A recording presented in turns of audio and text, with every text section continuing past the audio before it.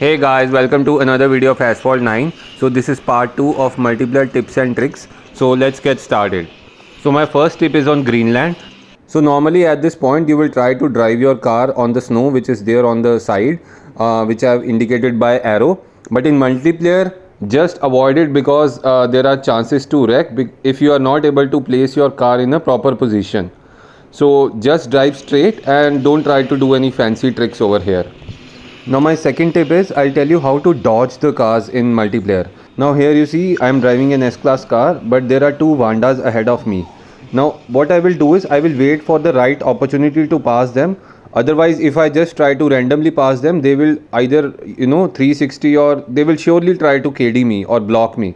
So in this situation what I would advise is just keep your nitro full and pay close attention to their movements, and whenever you find a small space or a passage, just shockwave through that passage so that even if they touch you, you don't get knocked down. Either they will get knocked down or you will just pass them. You see over here I'm just going straight and I wait for the right opportunity, and here I just shockwave and pass them. So that was my second tip on how to dodge the cars. Now my third tip is on whirlwind curve. So normally when the race starts, I would try to drive on this wall and get ahead of everyone because of the air speed. But in multiplayer, especially with fast S-Class cars, I just avoid it because there are chances to wreck if you do not land at a proper angle. Although I have already made a tutorial how to drive on this wall, I myself do it every time whenever there is a daily event, or if I am playing multiplayer with the slow cars, I would do it 90% of the times. But at very high ratings where you do not have the room to make mistakes, I'm talking about like 90-95 plus ratings, normally it's better to avoid it. So that was my third tip. The fourth tip is on the same track. When you reach at this point, so normally you would take this barrel, but when you are at very high ratings, you just want to play the safest possible manner. Just avoid this barrel and go straight. Otherwise there is a risk that your car might topple when you start wall riding after taking this barrel. So that was my fourth tip. So next tip is again related to dodging the cars. So here you can see there is a Vanda ahead of me. So in these situations, in order to avoid a KD, sometimes it's better to take a long route.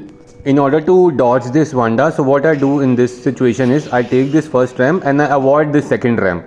And when I pass this entire bridge section, I am already ahead of this Vanda, nice and clean, without any KD, without any blockage. So that was tip number 5 on New York subway surfing track. The next tip is again on New York track, which is quantum jumps. So here I am driving Rimac Nevera and behind me is a Trion Nemesis. So obviously Trion Nemesis is faster than me and I would take every opportunity to block that car. So I'm not saying start playing dirty, start doing 360 and all that, but there are other ways to block as well. So for this, just pay attention to this mini map on the left to know the position of your opponent. So with this you will come to know whether your opponent is on the right hand side or on the left hand side, and accordingly you can move your car in that direction just to block the opponent.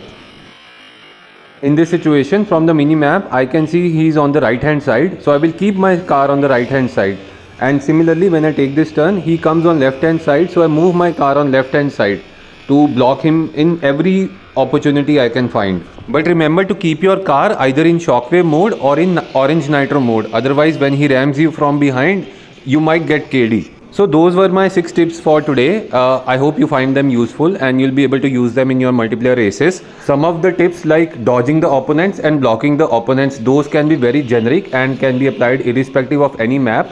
So I showed you some places in this video where those tricks can be applied. I'll try to show some more examples at specific map and specific areas where they are very useful. So thanks guys for watching. I'll continue this series in the upcoming videos. Till then, take care, bye bye, and see you in the next video.